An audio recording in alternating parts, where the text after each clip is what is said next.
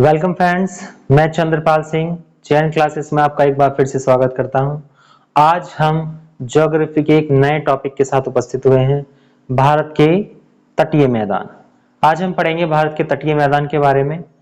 तो सबसे पहले शुरू करते हैं, भारत के तटीय मैदान को कितने भागों में बांटा गया है। तो भारत के तटीय मैदान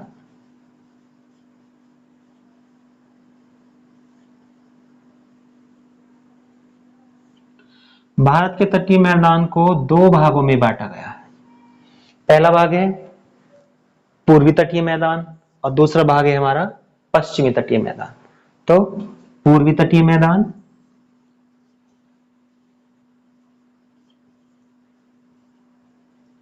और दूसरा है पश्चिमी तटीय मैदान।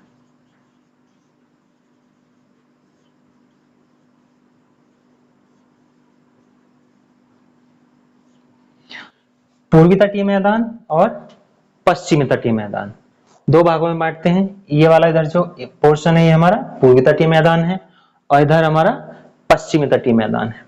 जो पूर्वी तटीय मैदान है वो अधिक नीचा है, किसकी अपेक्षा? पश्चिमी तटीय मैदान की, और पश्चिमी तटीय मैदान ऊंचा है।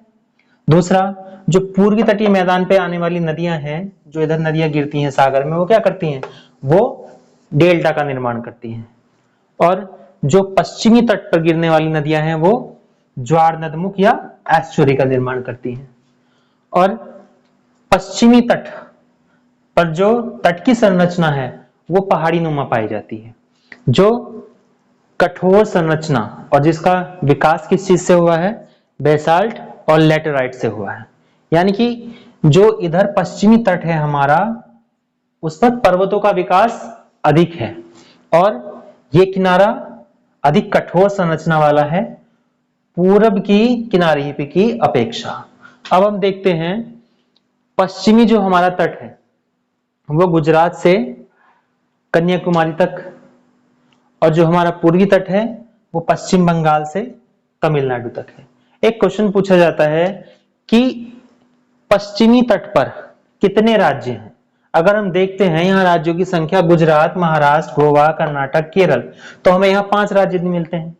लेकिन पश्चिमी तट पर कितने राज्य हैं? 6 राज्य हैं। जो हमारे तमिलनाडु है उसको पूर्वी तट और पश्चिम तट दोनों तटों में शामिल किया जाता है। इसी तरह से पूछा जाए कि पूर्वी तट पर कितने राज्य हैं, तो पूर्वी तट पे हमारे पश्चिम बंगाल, उड़ीसा, आंध्र प्रदेश और तमिलनाडु। तो इधर कितने राज्य हैं? इधर 4 राज्य हैं। अब अगर हम इनको देखते हैं कि पूर्वी और पश्चिम तट पर कितने राज्य हैं, ये पूछ लिया जाए मिलाकर, तो कितने हैं? फिर हमारे पास 5 और 4 9 राज्य हैं। लेकिन यहाँ क्या देख रहे हैं हम? 6 और 4 10 हो रहे हैं। तो जो तमिलनाडु है वो पूर्वी तट और पश्चिमी तट दोनों तटों में शामिल किया जाता है। अब जान लेते हैं कौन से राज्य के तट को क्या नाम दिया गया है। तो जो गुजरात का हमारा तट है उसे कच्छ, काठियावाड़ या सौराष्ट्र का तटीय मैदान कहा जाता है। इसी तरह से महाराष्ट्र और गोवा तक, महाराष्ट्र से गोवा के मध्य का जो तटीय मैदान है उसको कोंकण कहा जाता है। और गोवा से कर्नाटक तक या सिर्फ कर्नाटक के तटीय मैदान को क्या कहा जाता है? कन्नड़। और कन्नड़ को एक नाम और कहा जाता है कनारा का तटीय मैदान। अब आता है आगे केरल। केरल से लेके कन्याकुमारी तक के तटीय मैदान को क्या कहा जाता है? मालाबार तट। ये मालाबार तट का दूसरा नाम क्या है? इसको केरल तट भी कहा जाता है। दूसरा है फिर आगे इधर पश्चिम बंगाल, उड़ीसा और आंध्र प्रदेश, इन तीनों राज्यों के तट को उत्कल तट या कलिंग तट के नाम से जाना जाता है। तमिलनाडु, जो तमिलनाडु का तट है कन्याकुमारी तक, इधर आंध्र प्रदेश से लेके कन्याकुमारी तक तमिलनाडु है, और इसके तट को क्या कहते हैं? इसके तट को कोरोमंडल कहा जाता है। जो हमारा पश्चिमी घाट है उसकी सर्वाधिक चौड़ाई कहाँ? यहाँ नर्मदा और ताप्ती के मुहाने पर है। और इसी तरह से जो पूर्वी घाट है उसकी सर्वाधिक चौड़ाई कहाँ है? उसकी सर्वाधिक चौड़ाई यहाँ तमिलनाडु में पड़ती है। जो पश्चिमी तट है उस पर क्या है? लैंगून झीलें पाई जाती है, और सर्वाधिक लैंगून झीलें कहाँ पाई जाती हैं? यहाँ केरल में पाई जाती हैं। और इन लैंगून झीलों को क्या कहा जाता है? इन्हें क्या कहा जाता है? कयाल। प्रश्न आता है कि कयाल झीलें किस नदीय तट पर पाई जाती हैं, किस राज्य के तट पर पाई जाती है, कहाँ पाई जाती हैं, मालाबार तट पर। और कयाल झीलों का जल कैसा होता है, खारा होता है, क्योंकि ये झीलें कहीं ना कहीं समुद्र के पानी से ही निर्मित होती है।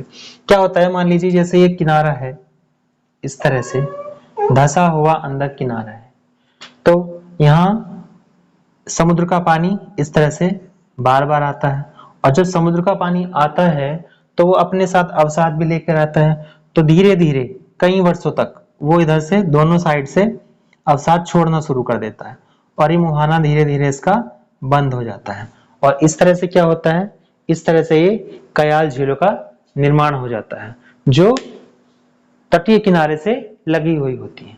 और इन कयाल झीलों का जो जल है वो खारा होता है। हमारा पश्चिमी घाट है, उसका ढाल कुछ इस तरह से है, इनका ढाल जो है वो बहुत ज्यादा तीव्र है। नदी आती है, ऊंचाई से तेज प्रभाव के साथ समुद्र में प्रवेश करती है। इधर से नदी तेज प्रभाव के साथ समुद्र में प्रवेश करती है, और इधर से क्या होता है, जो समुद्र का जल है, जो समुद्र की लहरें हैं, वो इस तरह से आके किनारे से टकराती हैं। तो जहां ये समुद्र की लहरें और नदी से गिरने वाले ये झरने का निर्माण होता है, तो वहां क्या होता है, उस जगह पे एक जो इसका अवसाद है वो इस तरह से लंबी लाइन की रेखा में यहाँ इकट्ठा होना शुरू हो जाता है।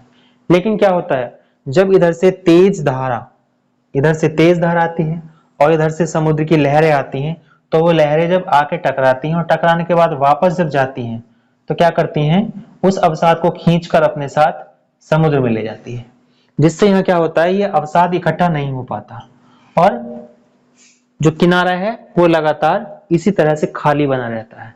तो ये नदियां जो इधर गिरने वाली नदी हैं, वो क्या है, वो डेल्टा का निर्माण नहीं कर पाती, इसीलिए इधर क्या कहा जाता है कि ये नदियां ज्वार नदमुख का निर्माण करती हैं। इसी तरह से जो ऐश्वर्य निर्माण करने वाली नदियां हैं, ये गुजरात में ताप्ती और नर्मदा। इसी तरह से गोवा में नदी गिरती है वो है मांडवी, और कर्नाटक में शरावती, और इसी तरह से केरल में जो गिरती है ज्वारी नदी। ये क्या करती हैं, ये सारी नदियां ऐश्वर्य का निर्माण करती हैं, ज्वार नदमुख का निर्माण करती हैं। जो पूर्वी तट पर जो नदियां गिरती हैं, समुद्र में आके मिलती हैं, वो क्या करती हैं, अधिकांश नदियां डेल्टा का निर्माण करती हैं। अब डेल्टा का निर्माण कैसे करती हैं, पर्वतों से उतर कर आने वाली नदियां यहां तक पहुंचते पहुंचते जो उनका वेग है वो बहुत धीमे हो जाता है, वो अपने साथ लाए हुए अवसाद को नहीं ढो पाती हैं, और ढाल कम होने के कारण जो समुद्र में आते आते जो ढाल है वो कम हो जाता है इस तरह से। तो जो नदियां अवसाद लेके आती हैं उसको वो आगे नहीं ढो पाती। इधर से नदी आ रही है और इधर से समुद्र की लहरें आती हैं, तो जब इधर से समुद्र की लहरें आती हैं और इधर से नदी आती है, तो नदी क्या होती है, दोनों का पानी टकराता है, दोनों का जल आपस में टकराता है। जब जल आपस में टकराता है, इधर से आने वाले जल का बहाव पहले से ही कम हो चुका होता है, तो क्या होता है, जो नदी है वो कई वितरकाओं में बट जाती है, और इससे क्या होता है, जो ये नदी है जो अवसाद लेके आई वो अपने दोनों किनारों पर छोड़ना इकट्ठा कर देती है, इधर दोनों साइड पे छोड़ती है, फिर इधर दोनों साइड पे। वितरिकाओं में बटने से और क्या होता है, जो नदी का बहाव है वो इतना कम हो जाता है कि ये छोटी छोटी नालियां, वितरिका मतलब छोटी छोटी धाराओं में बट जाती है बिल्कुल, और इनके दोनों किनारों पर यहाँ पे क्या होता है, यहाँ अवसाद जब इकट्ठा होता है तो ये लंबे समय में जाके क्या होता है, अपना समुद्री किनारा आगे इस तरह से बढ़ाता चला जाता है, और जो तट के मैदान है वो किनारा बढ़ता चला जाएगा, और समुद्र क्या होता चला जाएगा, जो समुद्र का जल है वो पीछे हटता चला जाएगा। इस तरह से यहाँ क्या होता है, ये नदी डेल्टा का निर्माण करती है। एक प्रश्न पूछा जाता है कि उत्तरी सरकार तट किसे कहा जाता है। यह उत्तरी सरकार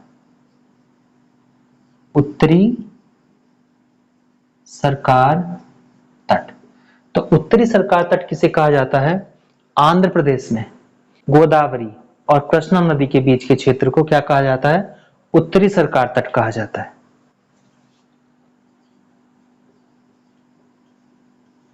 गोदावरी और कृष्णा नदी के बीच का क्षेत्र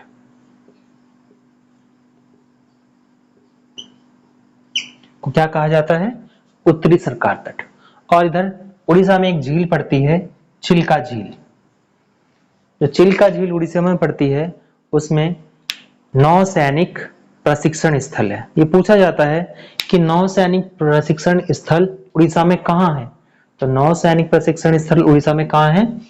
चिल्का झील में है। और चिल्का झील एक कैसी झील है? चिल्का झील भी खारे पानी की झील है, लैंगून झील है, जिसका निर्माण भी समुद्र किनारे समुद्र के जल से हुआ है।